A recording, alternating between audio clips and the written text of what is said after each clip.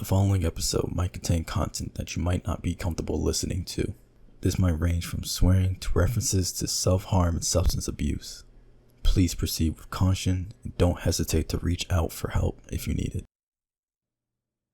What's one thing you wish that you could do differently? Is it for yourself, for your friends, even for your family?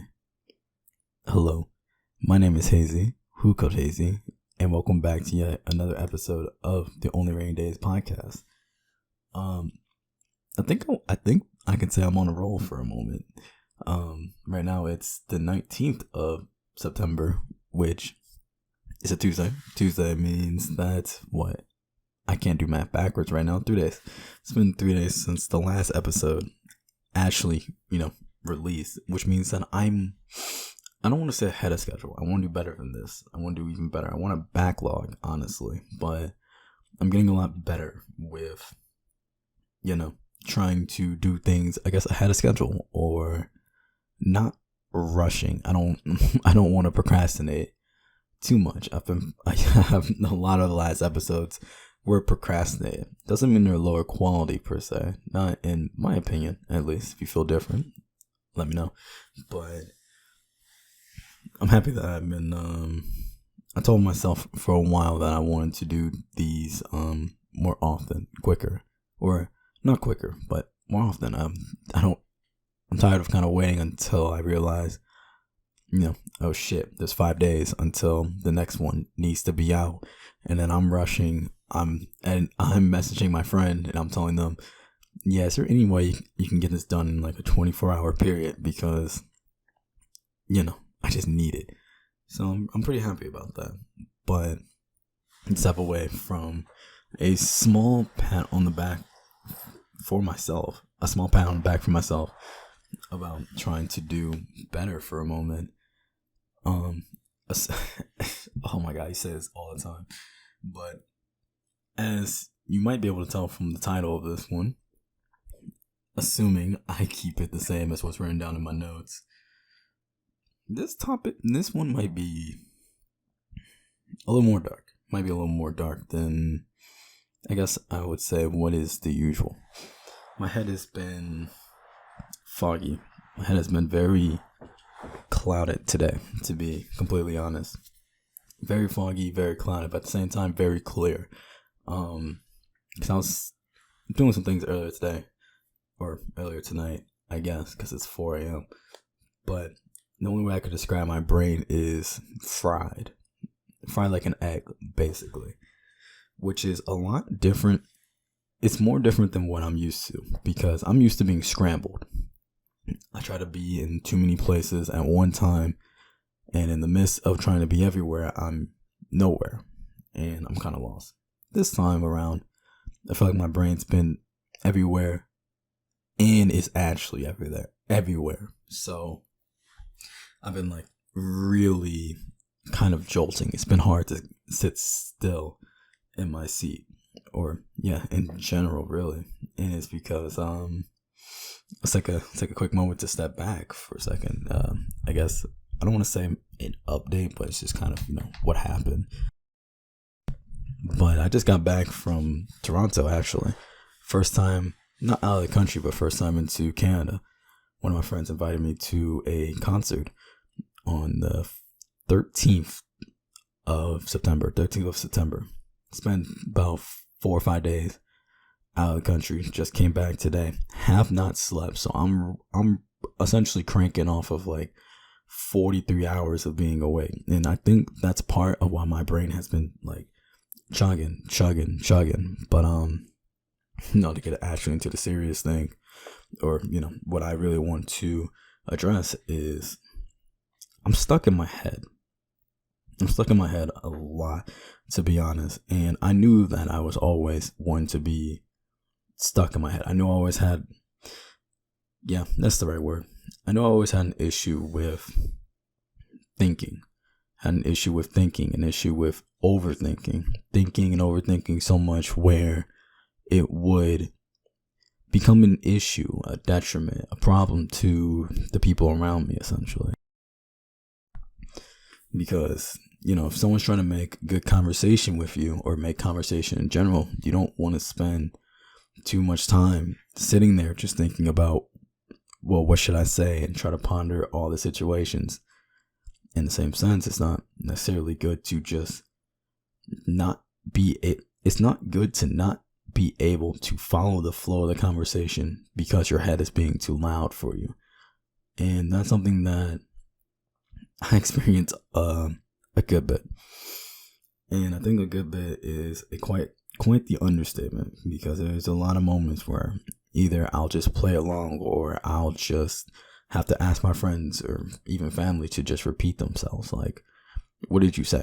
And it's not all the time is it like, their words came off slurred, or, because I talk to a lot of people online, it's just like, oh, your mic didn't pick it all up. There's moments where I'll be talking to friends and family and their words are drowned out by what's going on in my head, and I'll get lost in it mid-conversation before the conversation starts. And I try to entertain both, and it never works. My head always ends up winning. As a weird comparison, it's like there's always a rule or a common statement when it comes to gambling, which is the house always wins. And in this sense, my head is the house, and every time someone tries to talk to me, it's as if you're gambling. But the house usually, basically, always wins, and it ruins me. I don't want to say it ruins me or it ruins my relationships with people, because I pray to God I don't lose myself into a circle here. But I would like to think that I try. I would like to think that I'm someone who tries to be there for their friends in the moments where it really matters. And, I get a text or a ring call, or we're just talking to each other, and they bring up something that's bothering them, that's going on in their life. And I try to be there for them. In the same way, I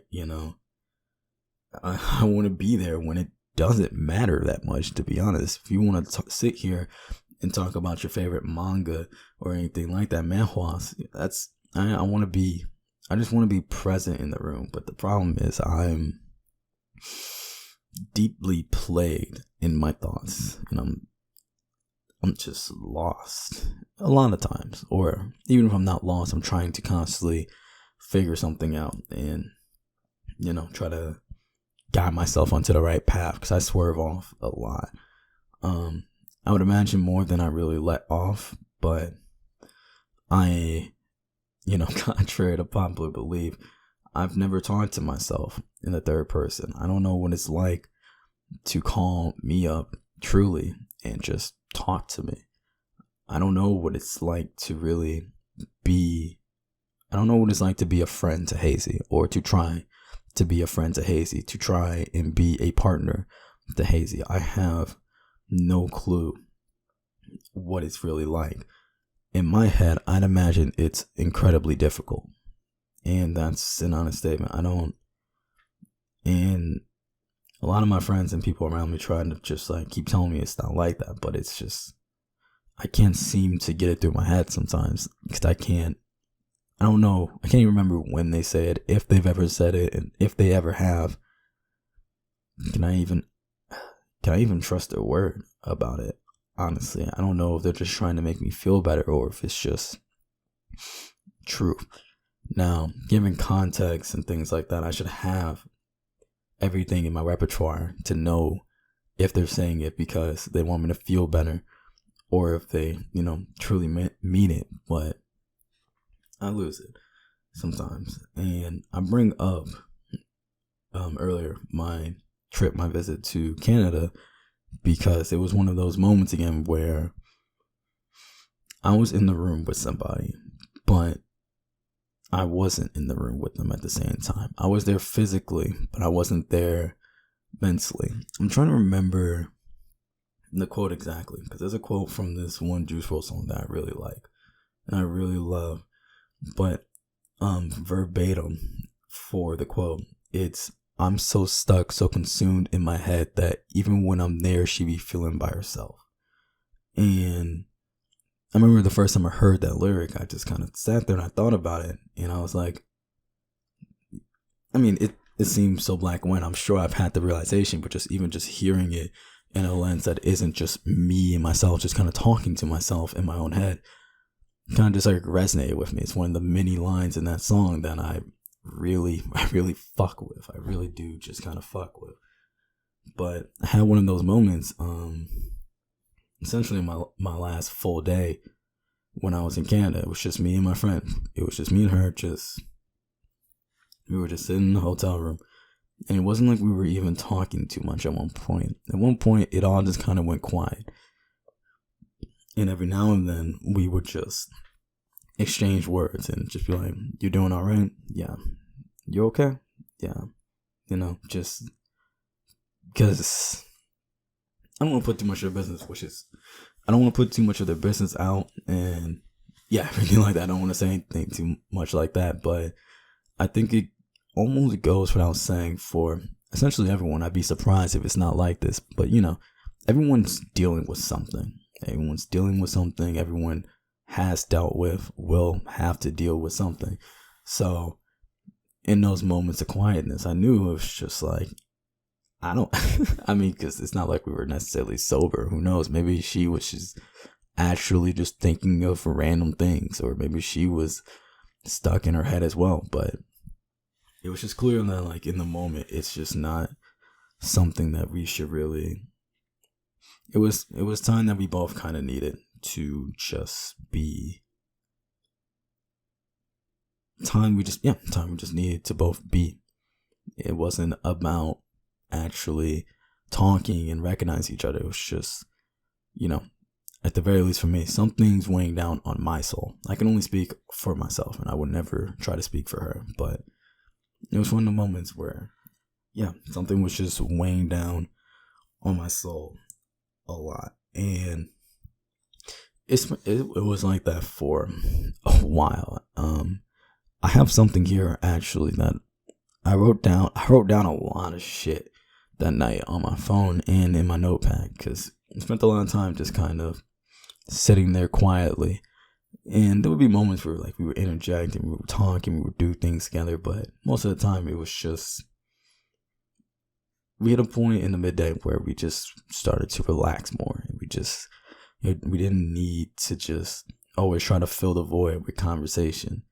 And I have some stuff written that kind of reflects my head. I had a lot of shit written because I was trying to figure out, oh man, what should I really talk about here? And I considered just kind of running through all of, like, the weird sticky notes and journals or journal entries that I've made in the last bit, just kind of, I guess, exposing myself in a sense of just, like, being transparent about what my approach to journaling is, because a lot of my journaling doesn't even have to be one that tries to work through everything. And some of the things I write down is sometimes I'll work backwards through events and try to figure out exactly what happened and who was there, when did it happen, how did I feel then, what did I do, how do I feel now, can I justify my actions?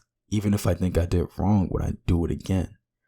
Because there's moments like that. I don't want to sidetrack too hard, but there are moments where you can say, I made a mistake, but I know for a fact I do it again every single time. And it sounds so weird to say, but when those moments happen, I guess it's a mistake because you broke someone else's boundary at that point. But even then, there's just weird moments where, like, I can think about one right now that I don't even want to speak on right now. I don't even want to really speak on.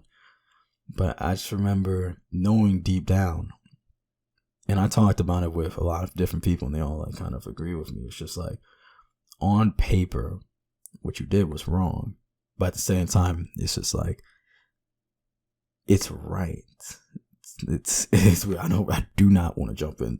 It will sidetrack me. But sometimes you do things that are out of character, out of what you've been taught and told to do, which feels like a mistake. But at the end of the day, it stands in line with your moral character. And I guess that's where mistakes that's where the idea of mistakes you are willing to repeat comes from. But getting back onto topic here about being stuck in my head, I have a lot of different written content in front of me, but I think there's two in specific that I really want to kind of touch bases on. The first one was, I wrote it over a couple hours, but I can see from my phone notes that it was finished at 5 a.m. on Monday morning, basically. So I didn't sleep the entirety of Sunday, basically. So it's throughout that day, then like over like the course of 8 hours, I wrote a little bit, at least in phone notes. And on the other hand, I have a sticky note that I wrote when I was sitting in call with some of my friends about maybe 2-3 weeks ago. Because one of the big things about the vacation was I was able to get away from what I usually feel like I'm stuck with, my environment. And some of the things I'll say from the phone note will really, shine on that concept. But I sit in the same chair in the same room for essentially 16 hours a day. This is like essentially my everything to me. And I've been in this room for the last 3.5 years.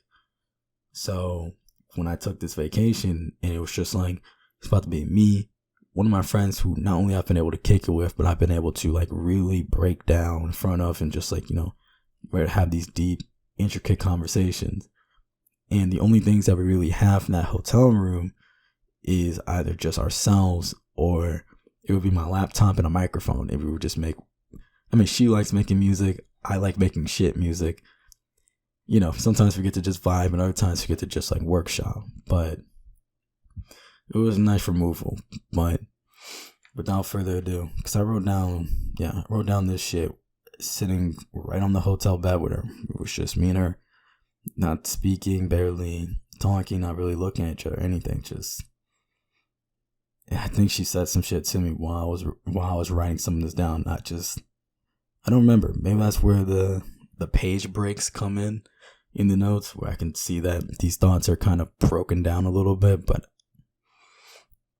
I guess this is only be referred to as 4 a.m. in Toronto, which reads, I don't always know how to tell my friends that I want to die. 20 days and 20 nights of just staring. Flashes and lines of red appear on my arm when I get to this point. My head is my own worst enemy. It's hard to have a good time. It's hard to get myself out of my house to have a good time. It's hard to call my friends so we can maybe have a good time. I definitely don't have a lot of good times by myself. My favorite moments recently is when it's 4 a.m.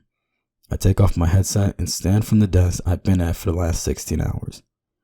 The place where I work, the place where I eat, the place where I get disturbingly drunk, the place where I cry and pass out. And every now and then, when I start to walk, my brain focuses on the silence. There's no lights, no music, just me in my kitchen, alone. The faint whirring of the fridge, maybe, otherwise it's just me. Just me, and my head becomes as empty as my surroundings. Despite being in the same place, everything feels different for once. Then it all comes crashing back. The smirk fades off my face as I can't help but think, there's nothing all around me because I am. Then I go about getting sleep because I need to. Can't climb out of here without trying, so I like to think I'd like to think every day I do try. Do I do well? Probably not. Am I well? Probably not. But somewhere in the midst of trying, I know that I'll look back and realize I'm no longer the man I was trying so desperately to run away from. I'm just me, I guess. And I guess that was completed over a couple hours. I can see influence on some of the things I wrote and said in there from conversations that we had together throughout the 4 or 5 days. But that phone note has been like, I don't want to say irking me, but it it's a clear callback to the fact that, like, in one hand, I really wanted the vacation to just kind of be like a runaway situation. You know, I'll spend 4 or 5 days on the road, get completely away from, you know, my work area and my job itself, and essentially all the friends I talk to on a regular basis. And I'll just surround myself in a new area with someone who invited me out. That was my first time meeting them in person too. So new area, new face to stare at, everything. And yeah, I really did hope that, like, that vacation would have just been 4 or 5 days of pure bliss, and those thoughts would have only came to me essentially when I realized I had landed back in my local airport. But that wasn't really the case, because the thoughts already, came and gone throughout the trip. But that last night is like when it really just kind of, it just kind of hit me. It was just, it's antsy, I guess. I don't even know if antsy is the right word, but somewhere in when I say it's clear to me that I'm just unhappy. I'm just unhappy with a lot of things that not even go on. I'm just so bored and tired of being in the same spot, feeling like I'm trying to get out of it, but then, essentially just being reminded that even when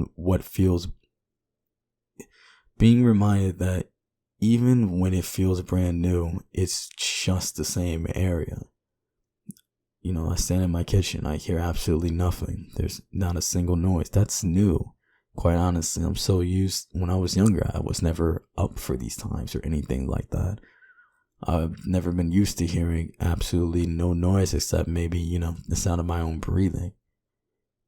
But after a couple seconds, it all comes crashing down, and it's the same thing, even in different cities with new experiences and different people. Like, even when I was in Canada, my friend invited me out to meet some of her friends. So I met 3 of her friends, and then one of her friends' little brothers, but that doesn't even matter. But I just remember, like, sitting in this dude's backyard, just kind of swinging, and, like, everyone was having, like, a conversation, like, they were, like, recalling something that happened between the 3 of them, and it was clear that they were recalling it that way they can start to, like, pass back the information to me, because they didn't want me to feel left out, which, not saying names, but somehow if they ever hear it, you know who you are. Appreciate you, love you, thank you for everything that you did for me during that time, especially when I'm in the house. It was a very, very fun time. But whenever I wasn't, like, actively speaking, or I guess actively being spoken to, even then my head just kind of just swerved off the deep end.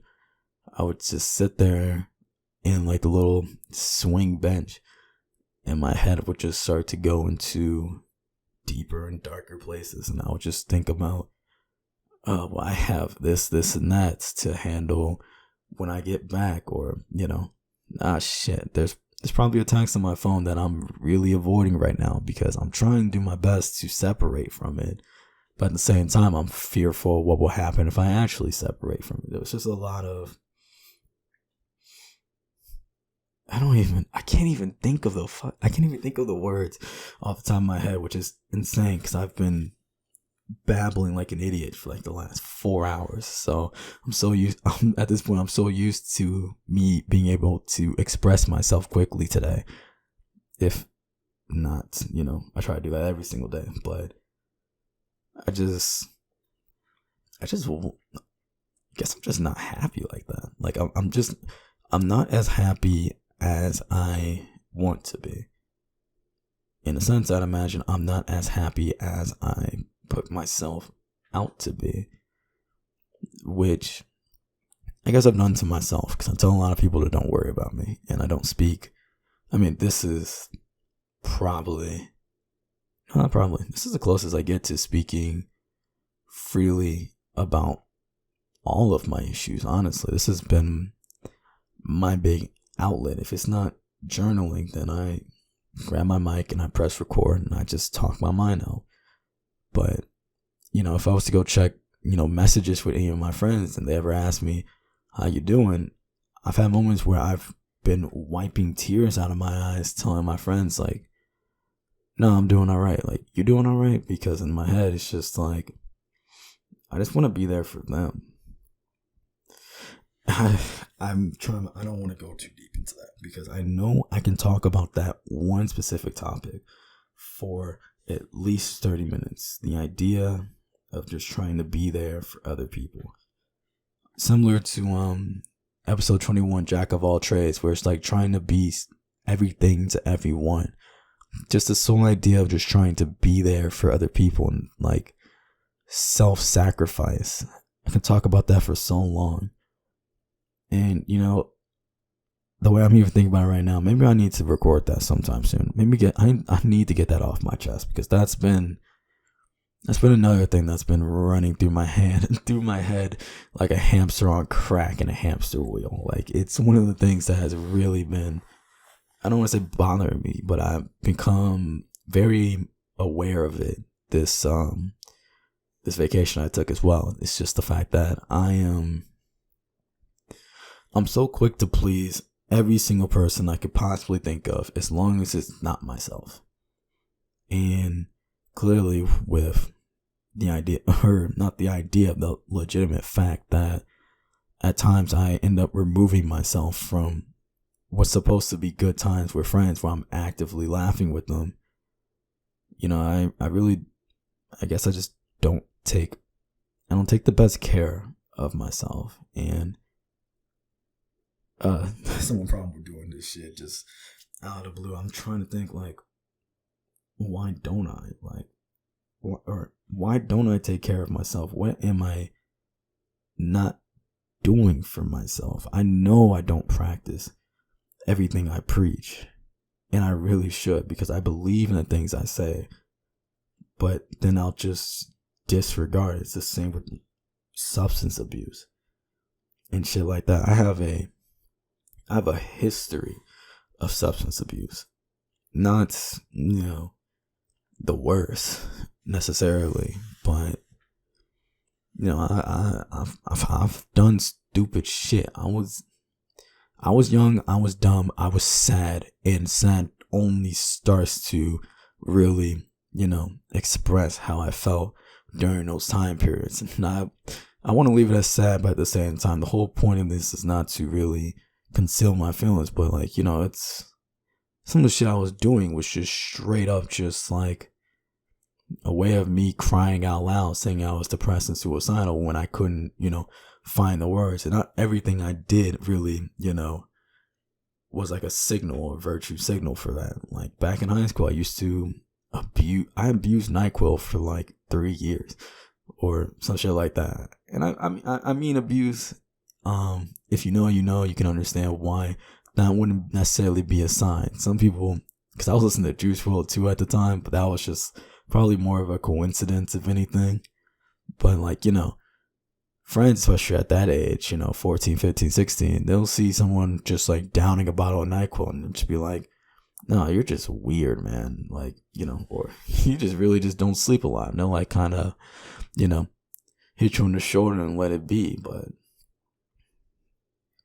like NyQuil, people don't talk too much about. If I smoked myself into a coma every single night, some people still wouldn't necessarily talk about it. And it has some, medicinal benefits. So it is what it is. But fuck, man, in terms of just talking about substance abuse, between my, I don't want to say rampant, but between my very clear alcoholism, I have a, I don't know if I want to say the word nasty, because I know it can get way worse than this. But between my very poor relationship with alcohol and when I was younger, the same time I was like, I guess just abusing NyQuil and just being stupid, maybe for the fuck of it. Sometimes I really did need to sleep, which really didn't help with sleep when you take way too much more than the average dosage or recommended dosage.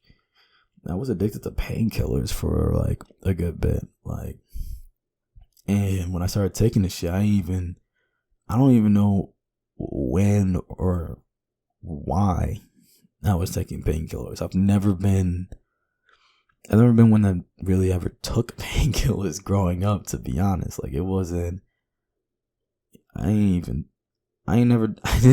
have a reason. I know for a fact I didn't have the reason. I just remember, most I can remember is just a lot of weird moments where I'd be in my bathroom in high school, see my friend have like a bottle of Ace, and I would just start taking a bunch of them. And I just kept taking a bunch of them every single day.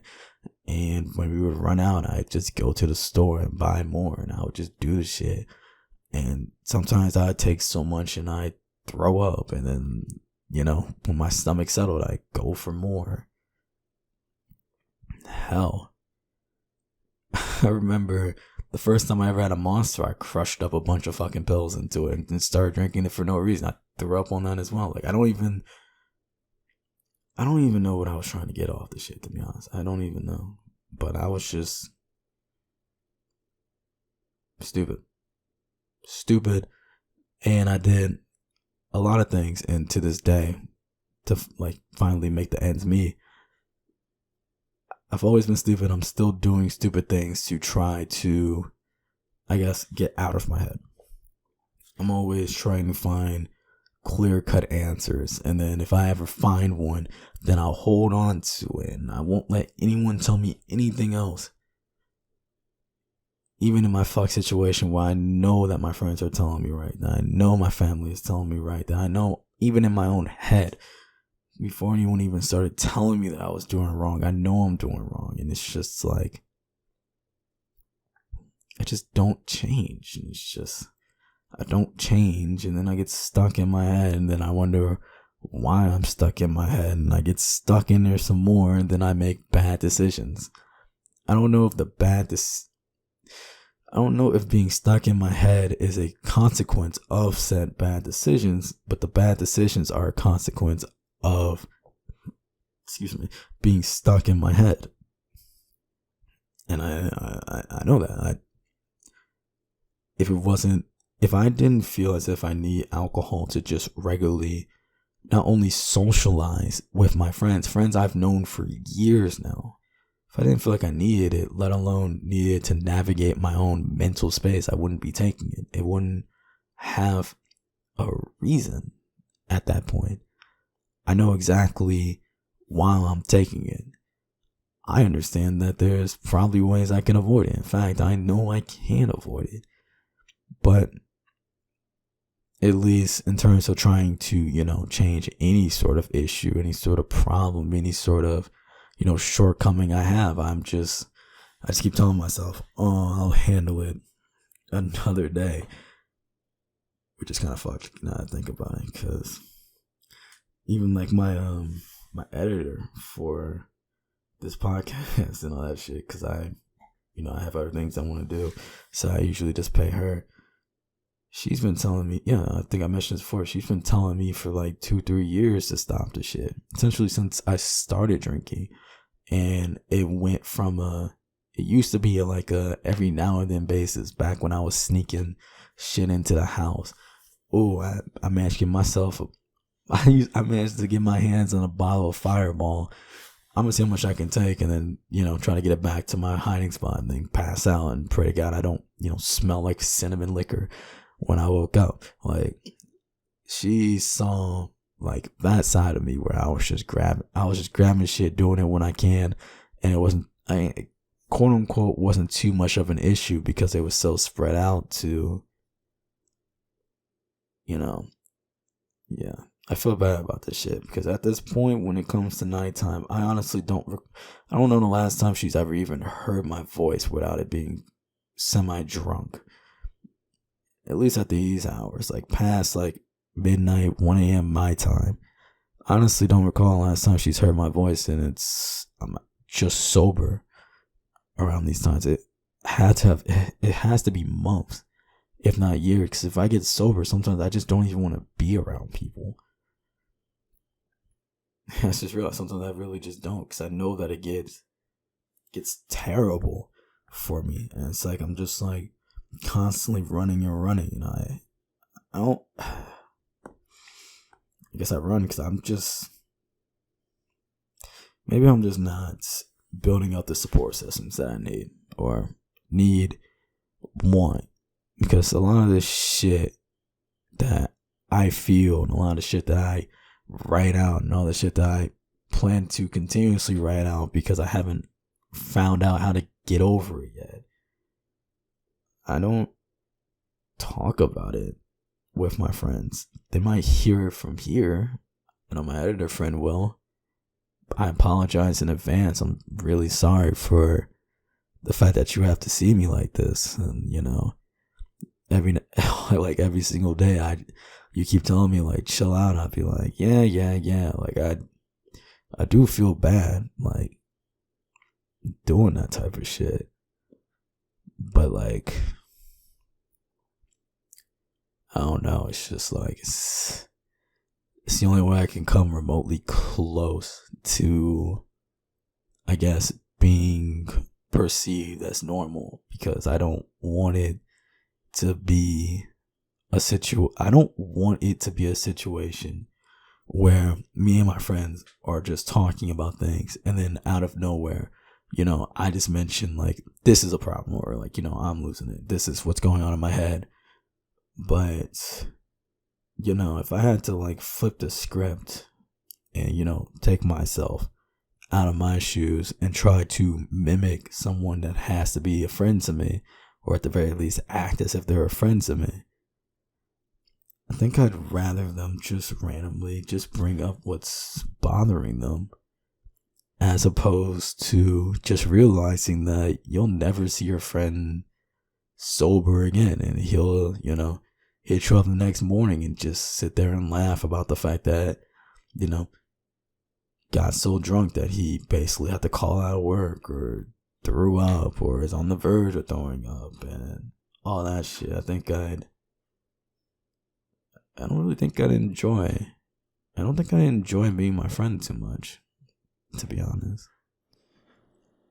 Like, I'd imagine just, in a sense, being my friend is kind of just watching, I don't want to say it's like watching a train crash, because as much as I recognize that I have issues, and my issues do manifest themselves in ways further than just, how I try to deal and cope with them. It's not as bad as it used to be, and it's not as bad as it used to. It's not as bad as it used to be. It's not as bad as it could be. And in the moments where I'm not drunk, and even when I'm drunk, I still speak highly about, like, my hopes, my aspirations, the things that, I want to see and what I'm driving for. I still know, like, I still have a sense of direction. But at the same time, it's clear that some of the things I'm doing can completely derail and destroy everything I talk about, to not even counteract, but just to be honest. I have hopes. I have aspirations. I have high hopes for the future. I'm an avid believer in the fact that tomorrow will be brighter than today, because if I don't believe in that, then what's the point in the first place? So I know that it's not the worst, but if anything, in the same sense that if you have a friend that is, also constantly talking about the bad things going on, I'm no different. As much as I try to create distance from the idea of like, oh, but I'm not, mentioning all these things. I'm not saying it outright. So clearly I must be, more in the clear. I must be doing better than them, or perceived to be doing better than them. No, I'm probably not. I'm probably in the same basket.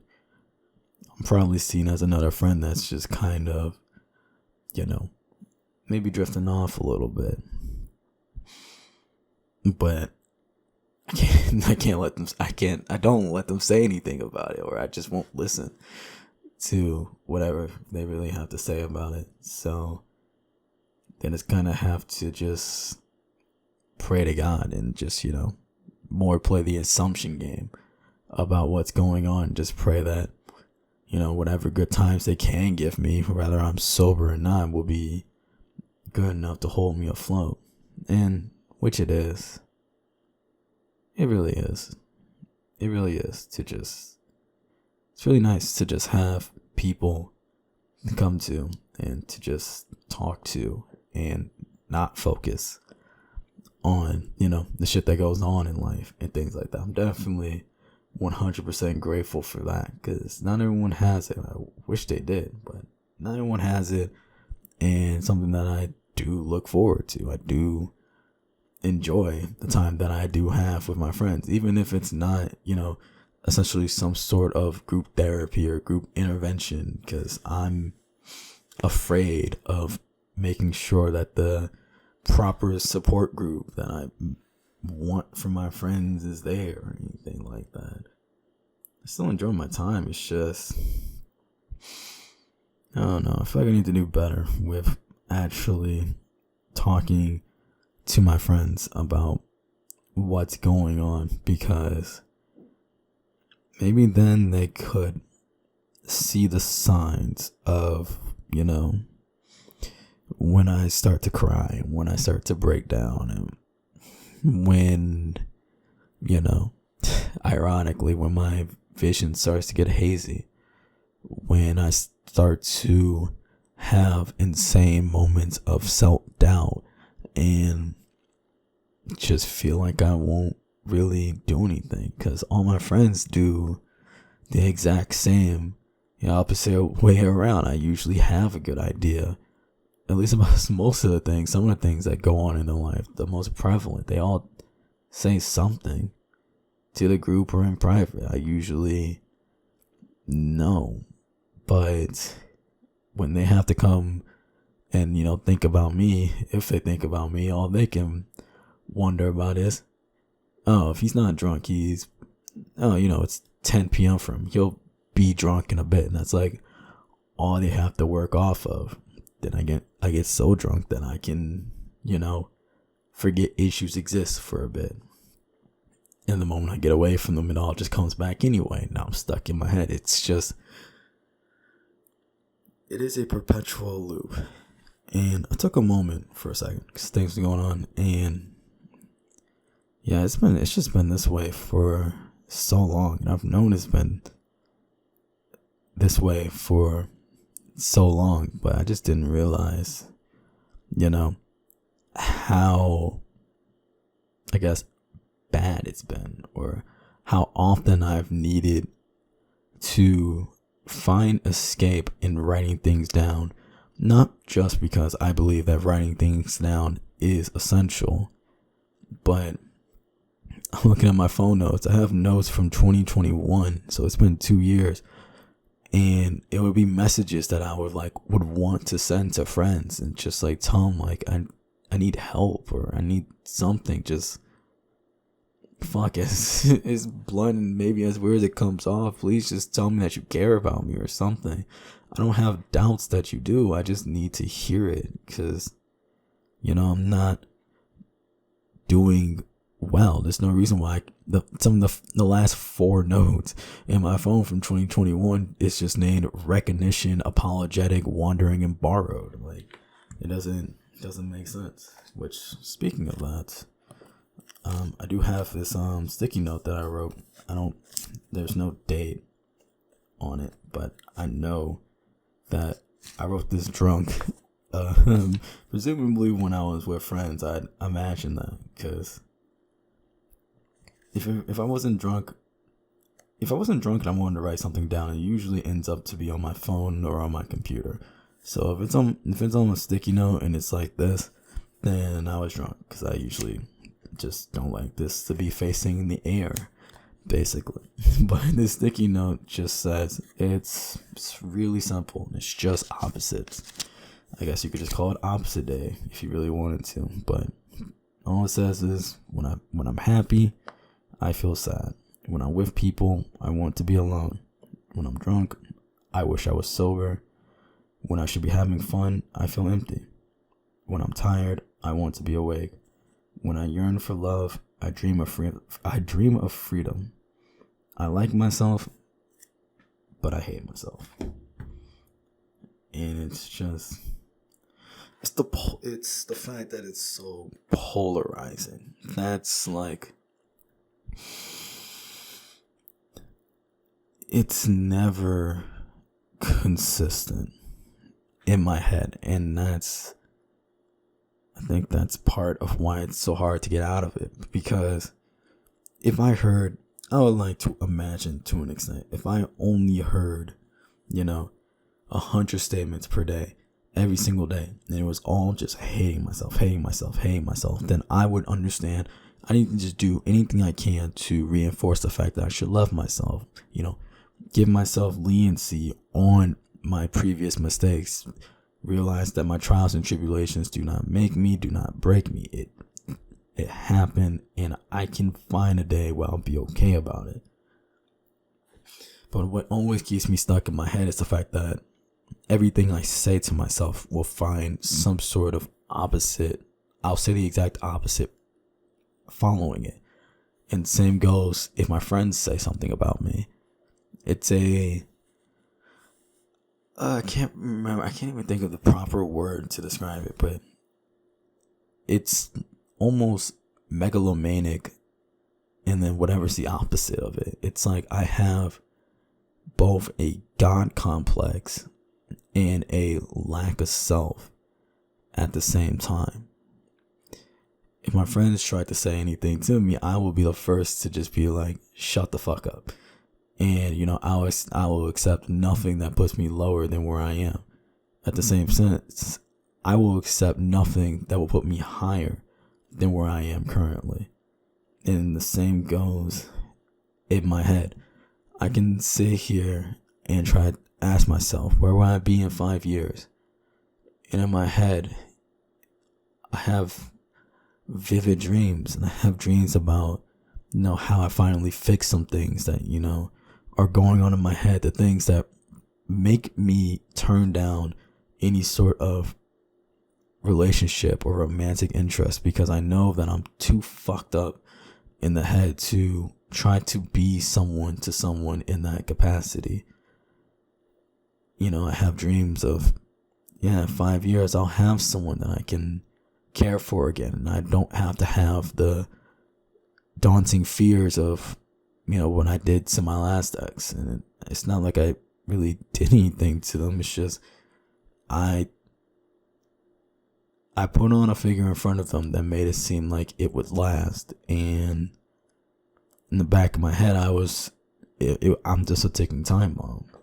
So 5 years in the future, I can dream that I don't have to worry and think about those type of things. I'll be a better person. I can sit there and laugh and have fun with my friends. And I built something for myself, something that I built, something not necessarily by myself, but something that truly represents me, and just at the very least something that I would want to talk about and just be a part of wholeheartedly, regardless of the day or the situation that it comes up in.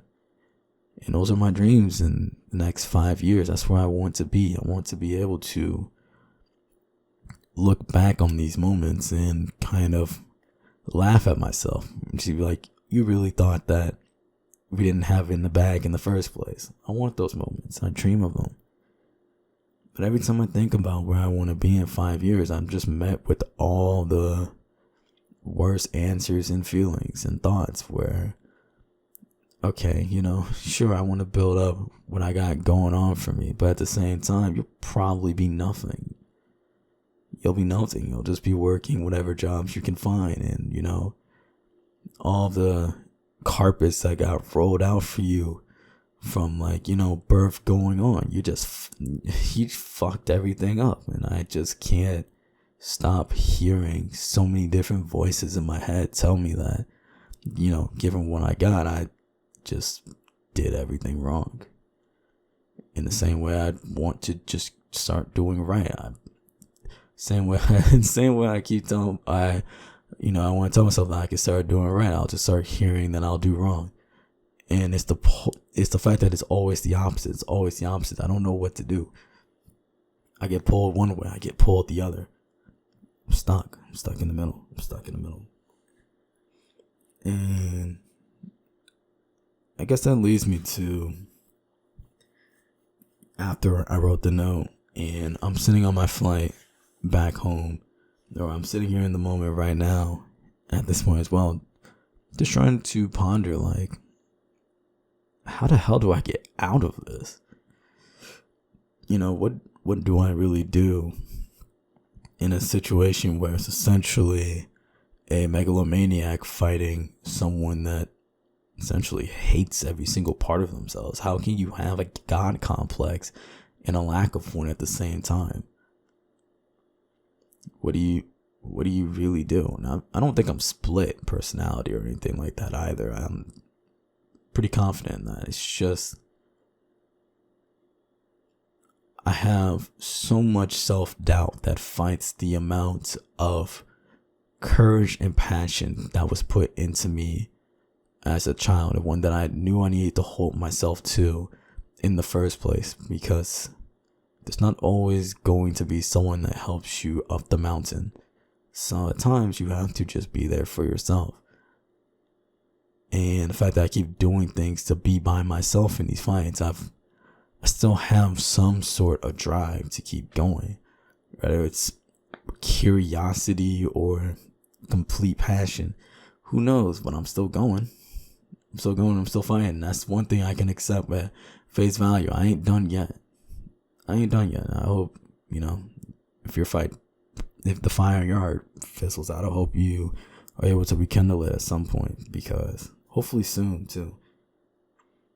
Shit don't change if shit don't change. And I know that, like, whenever I hit my lowest, a moment later I gotta be telling myself that, one, if this is my lowest, then I can only go up from here, and two, I can't go higher without wanting to get higher. I can't sit here and dream and think about and wish for better days while doing absolutely nothing in my power to actually see it through. It won't just show up. If it was destined to just show up, whatever destiny really means, then I probably would have it by now.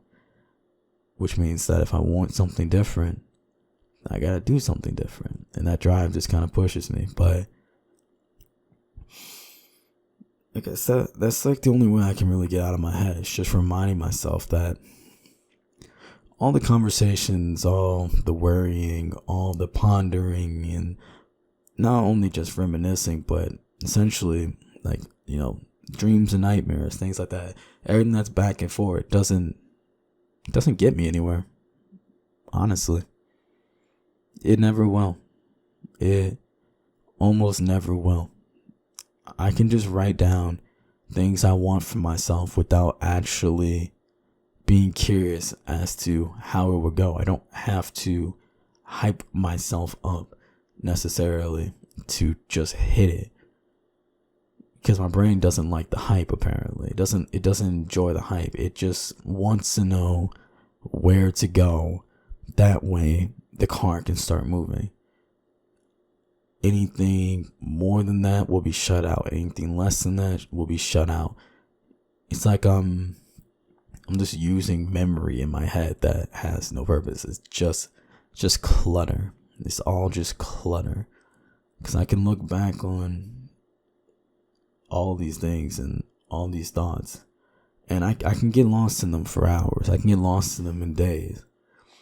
But at the end of the day, when I write down, when I'm happy, I feel sad. What good does pondering on that for hours really do? It does nothing. Pondering about, why I feel happy or sad doesn't make me happy or sad. It's action. When I'm happy, I should just accept it and then, just keep trying to do actions that make me happy. If I'm sad, then I should just focus on actions that can make me not sad. But just, it's all a balancing act. But yeah, I don't know. it's good to write down. It's good to just catalog these thoughts and just know where I am. But at the same sense, it's just the extent that I do it is just not healthy. And I have to just remind myself, it's just like, you're stuck in your head again, Hazy. You're just stuck in your head again. This is just another moment where, you're losing time. You're losing time. You're so stuck in your head about how am I going to, do this and do that and be this and be that you're losing time in just doing them. Like it doesn't have to be perfect. You can do it 100 times over. You learn from failures. It's not even, you learn from failures and mistakes to the point where they're not even failure and mistakes. They're just attempts. That's the big thing. Failures and mistakes is just, they're all just attempts nonetheless. Just learn from them. Just keep going. It doesn't, just keep running. That's it.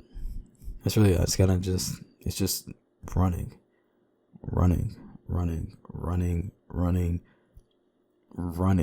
There's almost quote unquote no reason that I should have been able to write something down in my journal about the fact that I don't feel like I'm in the room with the person I'm in the room with. Because all that time I spent 30 minutes an hour just trying to find the right words and thinking about it and almost crying thinking about it and just like looking up at them and all that. I could have just said something, I could have said something beforehand. Maybe they could have spotted off me. On the other hand, I could have just said something to them and I could have just avoided 30 minutes of wondering every single thought they have about me and their thoughts about every single action I've ever done. I didn't have to think about it. My brain just gets cluttered. It really, it just gets so fucking cluttered to the point where I feel like I'm not even in the room with the person I'm in the room with. Just gotta relax, really. Just sit there at times and just understand and just, there's something I'm really not too sure about. Let's just either just make some sort of plan and then just, if I can't improve on the plan, just stop thinking about it. I'm going to drive myself crazy. And the more I think about the more I think about the negative potential of a bad outcome happening, the more I'm more likely to get it, actually, That goes with a lot of things. If you go into a relationship and you worry that you won't, make it far, you might not. You might just sabotage yourself out of nowhere. So I just gotta be easy. Just gotta be easy. I gotta be able to just find out a way to deal with the things that go on. At the very least, just shut them out. I'm at least fortunate enough to be self-aware when I start to get too stuck in my head. And that's when I start to journal. I start to journal when I feel like I'm stuck in my head. I just gotta say something. Say something, do something. Anything. All the time I've lost, all the relationships I maybe could have strengthened more. I'll spend 30 minutes writing in my book about how much I want to do more for somebody. And then look them in the eye and say that I don't want to do anything with them. And it really makes no sense. It's a curse. It's a plague. It's overthinking. It's overthinking. It's just overthinking. I gotta remember, just don't overthink it.